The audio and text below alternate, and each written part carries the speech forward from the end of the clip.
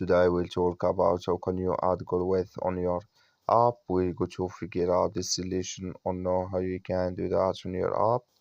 So you just follow this ways, then it's going to work with you. So all you have to do, so you just go down here, you click here on your name down here, and just click here on your name. It's going to take you to this list. It's going to show for you like this. Then you click here on settings. When just click on settings, it's going to take you to next step here. Then you click here on account details here. So then it's going to take you to this list. Click here on goal width. You click on it, and here can you select goal width here in this list. Then you click here on save. Then it's going to save with you.